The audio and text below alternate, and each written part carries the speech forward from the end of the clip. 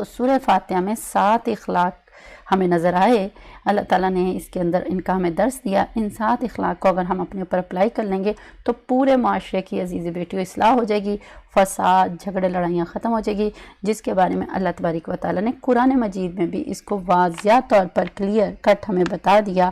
اور وہ کیا بات بتا دی؟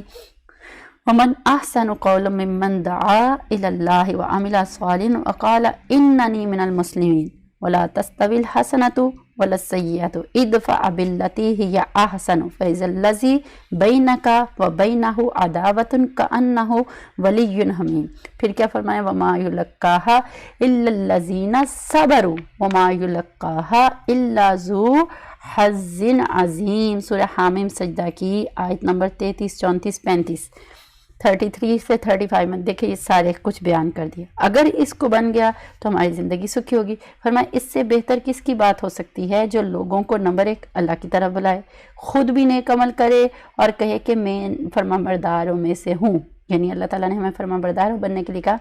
اور پھر فرمایا نیکی بدی برابر نہیں ہوتی بلکہ ہر ایک کا اثر الگ الگ ہوتا ہے۔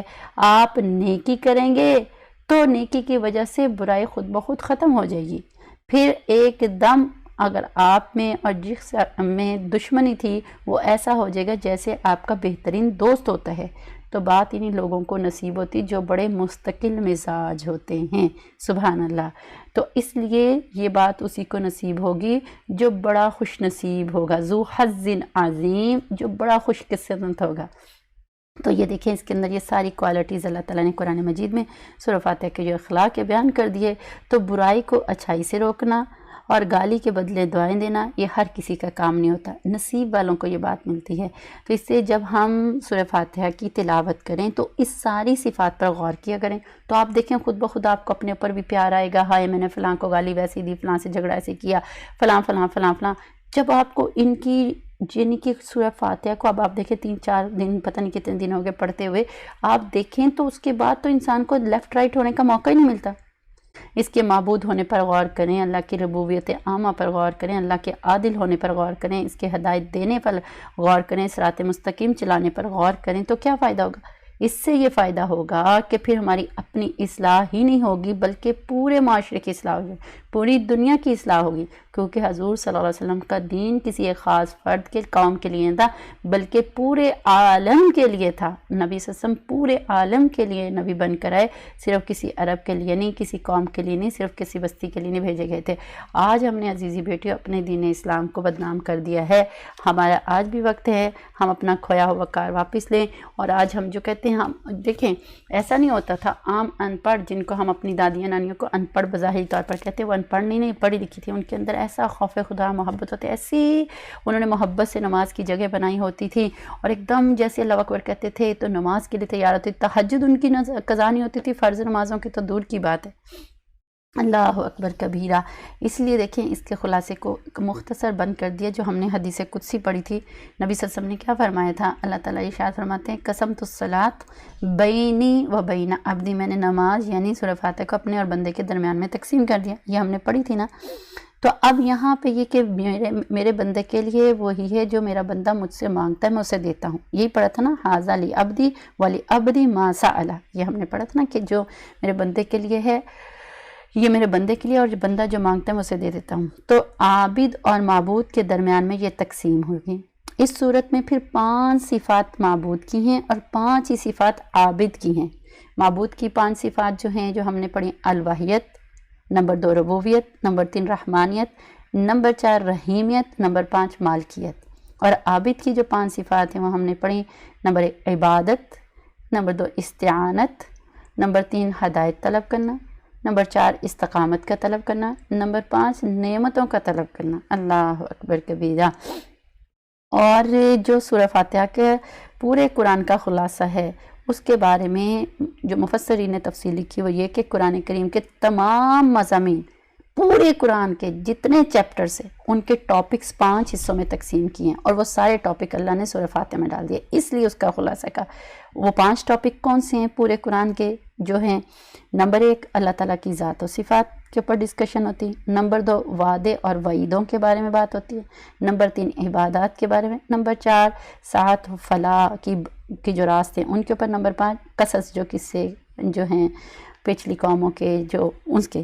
تو اس لیے آپ دیکھیں سورہ فاتحہ کیسے تقسیم ہوئی، پہلی آیت میں اللہ تعالیٰ کی ذات و صفات کا تذکرہ ہو گیا، دوسری آیت میں وعدوں کا تذکرہ ہو گیا، تیسری آیت میں وعیدوں کا تذکرہ ہو گیا، چوتھی آیت میں عبادات کا، اور 5ویں آیت میں نیک لوگوں کی سعادت مند لوگوں کا تذکرہ ہو گیا، چھٹی اور 7ویں آیت میں قصص کی طرف غیر المغضوب علیہم ولا الضالین میں قصص کی طرف اشارہ ہو گیا۔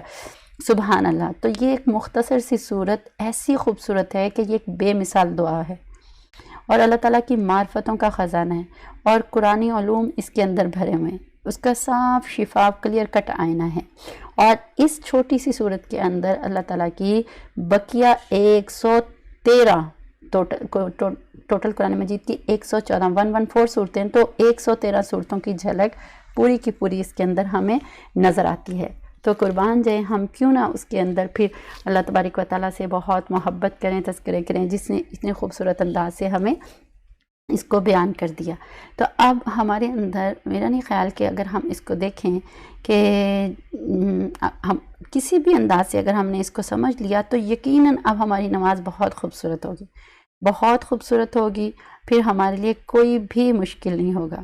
اس لیے عجیب اس کی تشریح کو مختصر طور پر یہی کہ اس طرح سے بھی بیان کیا کہ سورہ فاتحہ ایک عجیب واقعی، ایک عجیب سبحان اللہ، اللہ تعالیٰ نے اس کے اندر معرفت رکھی کہ یہ انسان کو مٹی سے اٹھا کر عرش کے نیچے لا کر کھڑا کرتی ہے۔ ہمیں عدم سے وجود میں لانے والی، پیدا کرنے والے کون ہیں؟ فرمایا اللہ۔ تو یہ الحمدللہ ہو گیا، الحمدللہ کی تفسیر ہے۔ پھر ہمیں پالنے والا کون ہے؟ اس کا جواب دے دیا رب العالمین۔ دنیا میں ہمیں تھامنے والا، ہمیں پکڑنے والا، چنانے والا کون ہے؟ الرحمن۔ آخرت میں ہم کس کے سہارے پر ہوں گے؟ الرحیم کے۔ اور پھر جو دنیا فانی ہے سے آخرت کی طرف لے جانے والا، منتقل کرنے والا، اور وہاں جا کے انصاف دینے والا کون ہے؟ مالک یوم الدین۔ اور پھر جب ہماری پیدائش سے لے کر ہمیں اگلے جہاں لے جانے والی صرف اللہ ہے، تو بس پھر فرمایا اسی کی بندگی ہمیں کرنی ہے اور اسی کے غلام بننا ہے، تو فرمایا ایاک نعبد۔ پھر فرمایا جب غلامی اسی کی کرنی ہے تو اب مدد بھی کیا ہے؟ صرف اسی کے سے مانگیں، اسی کے سامنے جھک جائیں، تو فرمایا وَإِيَّاكَ نَسْتَعِينُ۔ پھر فرمایا مانگنا ہے تو کیا مانگنا ہے؟ تو اللہ آپ سے آپ ہی کو مانگنا ہے، وہ راستہ جو سیدھا آپ تک پہنچا دے، تو فرمایا اهْدِنَا الصِّرَاطَ الْمُسْتَقِيمَ مانگو۔ پھر فرمایا کہ ہمیں اللہ انعام والے لوگوں میں شامل کر دیں، تو فرمایا صراط الذین انعمت علیہم آ گیا، اور پھر فرمایا ہمیں گمراہی اور غضب سے بچا دے، تو فرمایا غیر المغضوب علیہم ولا الضالین آمین یا رب العالمین۔ تو کتنے خوبصورت انداز سے مختلف مفسرین نے اس کی تفصیلات کو نقل کیا۔ اب ایک مختصر سی بات یہ کہ ہم دیکھیں کہ اس کے عظمت اور شان اتنی زیادہ ہے، تو اس کی فضیلت ہم نے بہت زیادہ بیان کی، پڑھی کی، اس کی اتنے زیادہ ہیں ہر طرح سے۔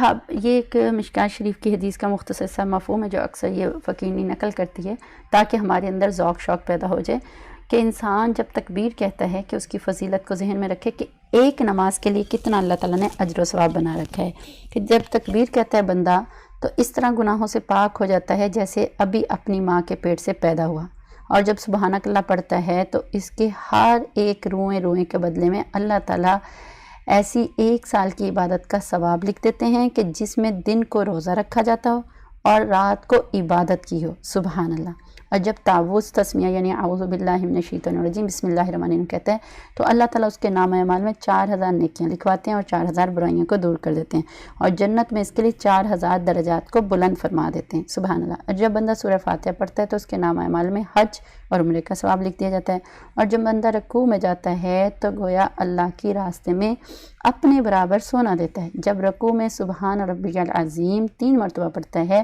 تو جتنی تمام آسمانی کتابیں ہیں گویا اس کی تلاوت کرتا ہے۔ جب رکوع سے سر اٹھا کر سمیع اللہ لمن حمدہ کہتا ہے تو اللہ تعالیٰ اس کی طرف رحمت کی نظر سے دیکھتا ہے، سبحان اللہ۔ اور جب سجدے میں جاتا ہے تو ہر آیت قرآنی پر ایک غلام آزاد کرنے کا ثواب مل جاتا ہے، اور جب سبحان ربی اللہ کہتا ہے تو جتنی ہوائی مخلوق ہے اس کے برابر اللہ تعالیٰ نیکیاں اس کے نام اعمال میں لکھوا دیتا ہے، اور اتنی ہی برائیاں اللہ تعالیٰ اس کے نام اعمال سے دور کر دیتا ہے، اور جنت میں اتنی ہی درجے اس کے لیے بلند کرتا ہے، سبحان اللہ۔ اور جب جلسہ کرتا ہے، تشہد پڑھتا ہے، تو صبر کرنے والوں کا ثواب اللہ تعالیٰ عطا کر دیتے ہیں، اور جب سلام پھیرتا ہے تو جنت کے 8 دروازے کھول دیے جاتے ہیں، اور اس کو اختیار دیا جاتا ہے کہ وہ جس دروازے سے چاہے گزر جائے۔ اللہ اکبر کبیرہ۔ جب انسان کو اللہ تعالیٰ کی اتنی عظمت اور اتنی شان کا اندازہ ہوگا تو بتائیے اب پھر ہم بھاگ بھاگ کے نمازیں کیسے نہیں پڑھیں گے؟ اللہ تبارک و تعالیٰ پھر ہمارے ساتھ عافیت کا معاملہ کر دیں گے۔ تو پتہ یہ چلا کہ یہ صرف جو سورہ فاتحہ کے اندر جو مضمون جو ہمیں سامنے آئے، یا نعبد و ایاک نستعین، کہ صرف نماز روزے کی بات ہی نہیں بلکہ پوری زندگی، گھر باہر، معاشرت، معاملات، اخلاقیات، ماں باپ کے ساتھ کیسے رہنا ہے اور اولاد کے ساتھ کیسے رہنا، پورا میاں بیوی، بہن بھائی، صلہ رحمی، چیز کس طرح سے ان تمام چیزوں کو ڈیل کرنا ہے، آپس میں جو مین 3 چیزیں ہیں، امانت میں خیانت نہیں کرنی، دیانتداری کے ساتھ رہنا، انصاف قائم کرنا ہے۔ پھر جب ہمارے اندر یہ خوبیاں آ جائیں گی تو پھر دیکھیں کیسے ہاتھ اٹھتے ہیں، کیسے اللہ تعالیٰ ہمارے ہاتھوں کو رد کرتے ہیں، پاسبل ہی نہیں ہے۔ اللہ تعالیٰ تو گناہ گاروں کو بھی دے رہے ہیں، جب انسان ایسا معاملہ کرے گا تو پھر کیسے نہیں ملے گا۔ تو الحمدللہ سورہ فاتحہ، آپ کو پتہ ہے کہ پورا قرآن شفا ہے، لیکن سورہ فاتحہ کو خاص طور پر شفا کا، تو اس کے بارے میں بعض لوگوں نے بتایا کہ اس کو پڑھنے کے مختلف انداز ہوتے ہیں۔ جیسے دیکھیں نا، کھانا تو پکایا ہی جاتا ہے، اگر سر پہ دوپٹہ لے کے پکایا جائے برکت، اور بسم اللہ پڑھ کے پکایا جائے برکت، اور قرآن پڑھ کے بتایا جائے برکت، اور دروشی پڑھ کے بنایا جائے برکت۔ اور تو آج تو سائنس کی دنیا نے بھی اس چیز کی ریسرچ کر لی ہے کہ انسان جیسا عمل کر رہا ہوتا ہے، اس کا کھانا پکاتے یا کھاتے وقت اسی طرح کی کیفیت اس کے اندر شفٹ ہو جاتی ہیں۔ اس لیے انہوں نے جب بچی کی پریگننسی ہوتی ہیں اور پھر وہ پورا ریسرچ کرتے ہیں، وہ لوگ تو میوزک کے شوقین ہوتے ہیں، تو لوگ میوزک، گانے اور اس چیز کو پریگننسی میں پھر پریکٹس کرتے ہیں۔ یہ وہ چیزیں جو 1400 سال پہلے ہمیں پتہ چلی تھی۔ تو بہرحال ہمیں سورہ فاتحہ کے لیے کچھ دیکھ لیں، اس کو کس انداز سے پڑھیں تو اس کی برکت ہوتی ہے، باقی جس بھی انداز سے پڑھ لیں تو بعض اکابرین سے جیسے بات سامنے آتی ہے، تو اگر اس طرح سے بھی پڑھ لیں گے تو فائدہ اور برکت ہوگی۔ فرماتے ہیں کہ سورہ فاتحہ کو اگر سر کے درد کے لیے پڑھنا ہے تو ماتھے پر ہاتھ رکھ کر پڑھیں، شروع اور آخر میں درود شریف، اور پھر جو ہے اس کے اوپر سورہ فاتحہ کو پڑھیں، تو پورے سر کا جتنا درد ہے اس کے لیے یہ، چاہے وہ درد شقیقہ وغیرہ ہوتی ہے تو اس سے فائدہ ہوتا ہے اس طرح پڑھنے سے۔ 3 دن تک کریں گے تو اللہ تعالیٰ کی یقیناً رحمت ہوگی۔ پھر فرمایا اگر پیٹ درد کے لیے سورۃ الفاتحہ کو پڑھنا ہے تو نمک پر دم کر دیں، اور پھر جس کے بھی پیٹ میں درد ہو رہا ہے تو وہ نمک تھوڑا تھوڑا کر کے اس کو کھلا دیں، چکھا دیں، تو اس کو فائدہ ہو جائے گا۔ اور اگر بخار کے لیے پڑھنی ہے تو 7 دفعہ پانی کے اوپر دم کر کے اس کو پلا دیں، اللہ تعالیٰ اس میں شفا دیں گے۔ اول آخر درشی۔ اگر کوئی چیز آپ نے مسخر کرنی ہے تو فرمایا 41 ٹائم جو ہے صبح کی فجر کی سنتیں اور فرضوں کے درمیان میں اول آخر 7 بار درشی پڑھ لیں، اور پھر جو ہے اس کو درمیان میں 41 بار پڑھیں، تو اللہ تبارک و تعالیٰ جو ہے پھر آپ کو جو ہے کامیابی نصیب فرما دیتے ہیں۔ اور اگر آپ کو کسی چیز میں جو ہے فتح حاصل کرنی ہے تو فرمایا 11 بار پڑھیں، 11 بار پڑھ کر تو اپنا کام شروع کریں، اللہ تعالیٰ اس کام میں جو ہے آپ کو سکسیسفل کر دیں گے 11 ٹائم پڑھنے سے۔ اور اگر آپ کسی مشکل میں پھنس گئے تو کہا 21 ٹائم اس کو پڑھ لیں۔ میاں بیوی کی محبت نہیں ہو رہی تو فرمایا 21 ٹائم پڑھ کر میٹھی کسی چیز کے اوپر دم کریں، تو اللہ تبارک و تعالیٰ چند دنوں میں دیکھنا آپس میں محبت ہو جائے گی۔ اور اگر ایک کو محبت ہے اور دوسرے کو محبت نہیں ہے تو فرمایا اس کے اوپر بسم اللہ کے ساتھ 3 دفعہ پڑھ کر دم کرتے رہا کریں، تو اس کو آپ سے محبت ہو جائے گی۔ یعنی اپنی اولاد کے لیے، اپنے شوہر کے اوپر ہم کر سکتے ہیں، کیونکہ سورہ فاتحہ ہر طرح سے شفا ہے، کیونکہ ہر چیز کی دوا ہے۔ بس یہ کہ اس کو اول آخر دروشی پڑھ کے پڑھ لیں۔ اور آپ کو بتایا تھا کہ یعنی کہ خاص طور پہ جو ہمارے جو مستند اکابرین ہیں ان سے جو صبح کی سنت اور فرضوں کے درمیان میں 41 دفعہ 40 دن تک پڑھنے کا جو معمول بتایا تھا، اور ایک وقت میں ایک ہی مقصد کے لیے پڑھیں گی تو آپ کو بہت زیادہ فائدہ اور برکت ہوگی۔ اب آخری بات دیکھیں، جو اکثر لوگ ہیں تو اس کے مسائل بہت زیادہ، لیکن یہ ہے کہ جو اکثر لوگ پوچھتے رہتے ہیں کہ سورۃ الفاتحہ میں نماز میں جب ہم تراویح وغیرہ پڑھنی ہیں تو نماز میں تراویح کے ساتھ ہم لوگ سورہ فاتحہ پڑھنی ہے تو کس طریقے سے پڑھیں نا؟ تو اس مسئلے کو ہمیں سمجھ لینا چاہیے. اکثر لوگ کیونکہ اس میں دیکھیں سارے ائمہ کرام ہیں، آپ کو ابھی انشاءاللہ ہم دوسری تفصیل کی طرف آئیں گے. تو کل ہم نے پڑھا تھا کہ ایک وقت میں ایک امام کو فالو کرنے کی برکت اور نسبت کیسے ہوگی. تو وہ چیز ہمارے ذہن میں ہو تو پھر ہمارے لیے آسان ہو جائے گا بات چیت کو سیکھنا اور سمجھنا. اور یہاں تک رہ گئی کہ قرآن مجید جب ہم امام کے پیچھے نماز پڑھ رہے ہوتے ہیں تو سورہ فاتحہ ہم نے پڑھنی ہے یا نہیں پڑھنی. تو چونکہ اس کے بارے میں حنفی فقہ کے مطابق جو ہے زیادہ تر اسی کو فالوور ہوتے ہیں، تو اس کے مطابق مسئلہ آتے ہیں. باقی لمبے چوڑے مسئلے جو کسی کو بھی نہیں مانتے یا کچھ بھی نہیں، تو وہ آپ کو پھر بات چیت پتہ، وہ لمبی بحث ہے، بعد میں کسی وقت میں آپ لوگ پوچھ سکتے ہیں. مگر یہ ہے کہ اس میں جو مسائل لکھے ہیں اس میں یہ ہے کہ اس میں دو مسئلے سامنے آتے ہیں کہ جب سورہ فاتحہ امام کے پیچھے پڑھنی چاہیے یا نہیں پڑھنی چاہیے. تو جو حنفی مسلک جو ہے، عقیدہ جو ہے، اس کے مطابق جو ہم اس کو مانتے ہیں تو امام کے پیچھے سورہ فاتحہ نہیں پڑھنی چاہیے. اس پر دلیل ہمارے پاس قرآن مجید کی بھی ہے جو ہم نے پڑھی تھی، وَإِذَا قُرِئَ الْقُرْآنُ فَاسْتَمِعُوا لَهُ وَأَنصِتُوا لَعَلَّكُمْ تُرْحَمُونَ، کہ جب قرآن پاک کی تلاوت کی جائے تو فَاسْتَمِعُوا لَهُ، اس کو سننا ہے، وَأَنصِتُوا، اور خاموش بھی رہنا، لَعَلَّكُمْ تُرْحَمُونَ، پھر تمہارے اوپر اللہ تعالیٰ کی رحمت برکت عافیت نصیب ہوگی. تو امام احمد بن حنبل رحمۃ اللہ فرماتے ہیں، اجمع الناس علی انہا نزلت فی الصلاۃ، امت کا اجماع اس بات پہ کہ یہ آیت نماز کے بارے میں اتری کہ جب نماز کے لیے امام قرآن پڑھے تو تم قرآن سنا بھی کرو اور تم چپ بھی رہا کرو. اب دو حکم ہو رہے، سنو اور چپ رہو. تو اللہ نے کتنے حکم دے دے؟ ایک سننا ہے، دوسرا چپ رہنا. تو یہ دونوں حکم کس طرح نمازیں آپ دیکھیں دو طرح کی ہوتی ہیں. ایک نماز وہ ہوتی ہیں جس میں امام جب قرات کر رہا ہوتا ہے تو اونچی آواز میں پڑھا ہوتا ہے، جیسے فجر کی نماز، مغرب اور عشاء میں آپ دیکھیں نا الحمدللہ، اور جو بھی بعد میں صورتیں پڑھا ہوتا ہے اونچی آواز میں آواز پڑھتے. دوسری سری نماز کہتے ہیں جس میں ظہر اور عصر کی نماز ہے، جب امام تلاوت کر رہا ہوتا ہے تو اس میں جو ہے اس کی تلاوت اونچی آواز میں نہیں کرتا نا. تو اللہ نے نمازیں بھی دو ہی طرح کی ہیں جو پڑھی جاتی ہیں، اور حکم بھی دو طرح کا دیا. اب جو دیکھیں، جو انسان کوئی بات کر رہا ہو تو سامنے والا بندہ، اس کو سننے والا تو نہیں کہتے، سننے والا تو اسے کہتے ہیں جو چپ کرے. اگر سامنے والا بندہ بھی بولتا جا رہا ہے تو اس کو بھی بولنے والا، یعنی امام بھی بول رہا ہے، مقتدی بھی بول رہا ہے.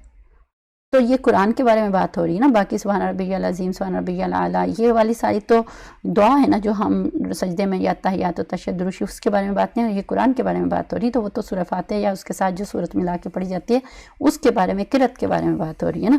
تو اب یہاں پہ دیکھیں، اگر امام بھی بولتا جا رہا ہے اور مقتدی پیچھے پڑھنے والے بھی، تو سنے گا کون؟ چپ رہیں گے تو سنیں گے نا. تو اس لیے فرمایا جب امام کی آواز آئے فَاسْتَمِعُوا لَهُ، تو اس کو کیا کرو؟ سنا کرو. اور ظہر اثر میں جب آواز نہیں آتی، اب ہم سن نہیں سکتے، تو اب کہا کیا اس میں کیا ہے؟ وَأَنصِتُوا، اب کیا ہے؟ تو اب بھی تم نے کیا کرنا؟ چپ رہنا ہے، چپ رہنا ہے. کیونکہ سننا کب تھا؟ جو اونچی آواز میں امام تلاوت کرا تو اس میں ہمیں سننے کی آواز آ رہی، وہ بھی چپ رہ کے ہی ہم سنیں گے. اور جو خاموشی کی جو سری نمازیں ہیں اس میں بھی کیا کہا؟ خاموش رہو، کیونکہ اب آواز تو نہیں آ سکتی. اب جو ہے اب بھی چپ رہیں گے تو تب ہی خاموشی کا جو ہے مسئلے کو حل کر سکیں گے نا. تو اب بھی فرمایا اب خاموش رہ کے، چپ رہ کے اس کو سنو. اس بارے میں یہ پھر ہمیں بات سمجھ آ گئی کہ امام کے پیچھے مقتدی کو سورہ فاتحہ نہیں پڑھنی. ٹھیک ہے، تو اکثر پیچھے پڑھی جائے تو یہ باقی جو جس کو کر رہا ہے فالو کر رہا ہے وہ اس کی اپنی ہے. لیکن آپ کو جو مسئلہ زیادہ تر فالوور جو ہیں حنفی مسلک کے ہوتے ہیں، امام اعظم ابو حنیفہ رحمۃ اللہ علیہ، ان کے مسائل سے مسلم دوسرے ائمہ بھی اس کے قریب ترین جو سارے مسائل، چونکہ تفصیل بتانے بیٹھیں گے تو لمبی بات ہو جائے گی. اللہ تبارک و تعالیٰ ہمیں اس کو صحیح طور پر سیکھنے، سننے، سمجھنے کی توفیق نصیب فرما دے. عزیزی بیٹو، بھاگی دوڑی میں ہم نے سورہ فاتحہ کی اور اس کا حق ادا نہیں کیا، اور جیسے ہم نے پڑھا تھا کہ سورہ فاتحہ کا حق کتنا زیادہ ہے یہ آپ لوگ اچھی طرح سمجھتے ہیں. تو اللہ تبارک و تعالیٰ ہمیں صحیح طور پر اس کی قدر کرنے کی توفیق نصیب فرما دے انشاءاللہ.